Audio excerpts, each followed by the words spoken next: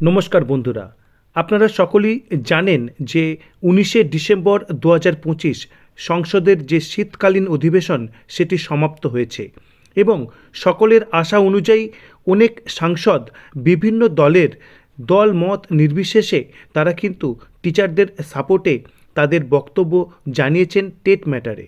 এবং আপনারা এটাও জানেন যে 0 আওয়ার যে সেশন সেখানেই কিন্তু টেট ম্যাটারগুলি উত্থাপিত হয়েছে এবং অনেকে আশঙ্কা করছেন 0 আওয়ার ম্যাটারে যেহেতু যে রিপ্লাই দেওয়ার একটি দায়বদ্ধতা থাকে না, সুতরাং এই 0 ম্যাটারে উত্থাপিত টেট ম্যাটার বোধহয় কোনো ফলপ্রসূ যে দিকে এগোবে না।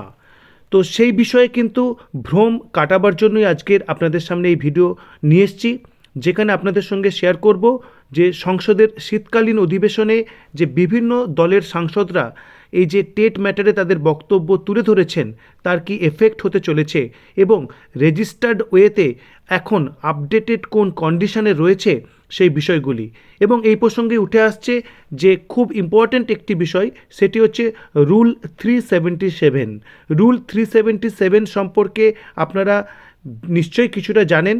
তো এই সংক্রান্ত একেবারে নোটিফিকেশনস দিয়ে আপনাদের সঙ্গে শেয়ার করব যে রুল 377 বলতে কি বোঝাচ্ছে এবং টেট ম্যাটারে রুল 377-এর আন্ডারে কোন কোন সাংসদ বক্তব্য রেখেছেন এবং যেটি সরকারিভাবে রেজিস্টার্ড হয়ে গেছে এই টেট সংক্রান্ত ম্যাটার, তার লিস্ট আপনাদের সঙ্গে শেয়ার করব।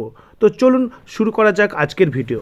প্রথমেই আপনাদের দেখাতে চাইব একটি নোটিফিকেশান, যেটি দেখুন গভর্নমেন্ট অফ ইন্ডিয়ার মিনিস্ট্রি অফ পার্লামেন্ট অ্যাফেয়ার্স এই যে দপ্তর তার পক্ষ থেকে করা একটি যে অফিস মেমোরেন্ডাম ডেটেড 9/11/2021। সাবজেক্ট দেখুন, instructions regarding action on matters raised by member of parliament under rule 377 in Lok Sabha and by way of special mention in Rajya Sabha।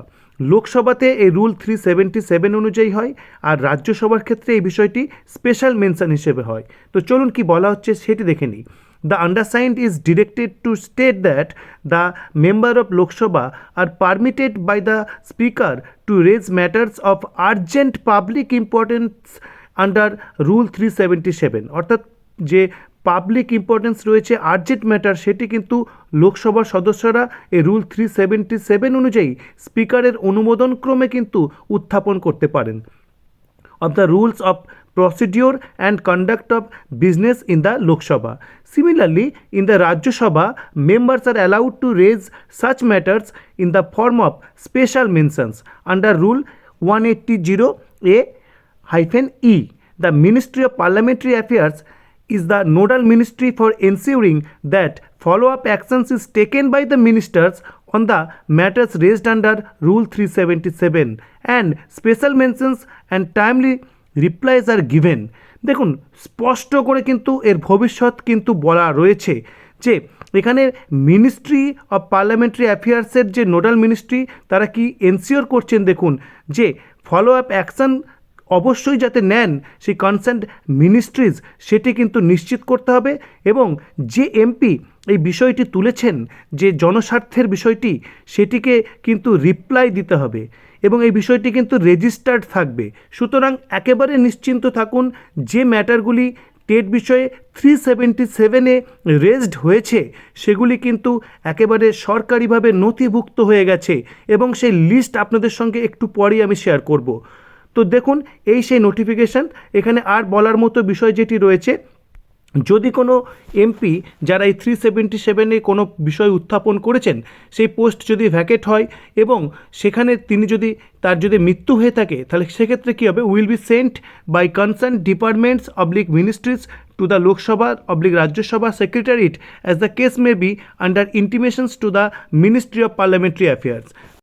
এবার আপনাদের সঙ্গে শেয়ার করব রুল 377 লিস্টের মধ্যে টেট বিষয়টি কোথায় রয়েছে এবং সেটি কি আদৌ রেজিস্টার্ড হয়েছে সেই বিষয়টি কিন্তু আপনাদের সঙ্গে শেয়ার করব। তো দেখা যাক সেটি কোন পজিশনে রয়েছে। দেখুন 206 নম্বর সিরিয়ালের দিকে লক্ষ্য রাখুন, ডেট 10th December 2025। দপ্তর বা মিনিস্ট্রি দেখুন এডুকেশনস, যিনি এমপি, যিনি এই ম্যাটারটি তুলেছেন তিনি হচ্ছেন শ্রী পুত্তা মহেশ কুমার। দেখুন বিষয় কি, regarding need to address the problems of in service teachers due to mandatory teacher eligibility test as a service conditions, এবং এর স্ট্যাটাস দেখুন পেন্ডিং। 2 নম্বরে দেখুন 207 নম্বর সিরিয়ালে রয়েছে 10th ডিসেম্বর 2025 এডুকেশনস দপ্তরের পক্ষে কিন্তু এটি তোলা হয়েছে। Shri Utkarsh Varma Madhur, regarding need to address the problems being faced by in service teachers due to mandatory TET. বিষয়ে আপনারা এটি দেখার মাধ্যমে নিশ্চিত হলেন যে ম্যাটারগুলি সংসদে তোলা হয়েছে সেগুলি কিন্তু তার ভবিষ্যৎ কিন্তু রয়েছে, সেগুলি কিন্তু বিফলে যায়নি, সেগুলি কিন্তু খুব তাড়াতাড়ি কিন্তু রিপ্লাই পাবে, এবং এই বিষয়ে কিন্তু সংশ্লিষ্ট দপ্তরকে কিন্তু ব্যবস্থা নিতে হবে। এমন নয় যে সেটি কোশ্চেন বা প্রশ্নোত্তর পর্বে তোলা হয়নি বলে সেটি কোনো তার যে ভবিষ্যৎ নেই, সেটি কিন্তু একেবারে নির্দিষ্টভাবে ভবিষ্যৎ রয়েছে, এবং খুব পজিটিভ কিন্তু একটি আপডেট কিন্তু আমরা এখান থেকে পাচ্ছি যে ম্যাটারগুলি কিন্তু রেজিস্টার্ড হয়ে গেছে। তো এই সংক্রান্ত পরবর্তী আপডেট আপনাদের সঙ্গে নিয়ে আসবো পরবর্তী ভিডিওতে, অপেক্ষা করুন সেই পর্যন্ত। আপাতত এটুকুই, এবং ভিডিওটি যদি ভালো লাগে লাইক কমেন্ট শেয়ার করুন এবং চ্যানেলটি সাবস্ক্রাইব করুন। ধন্যবাদ।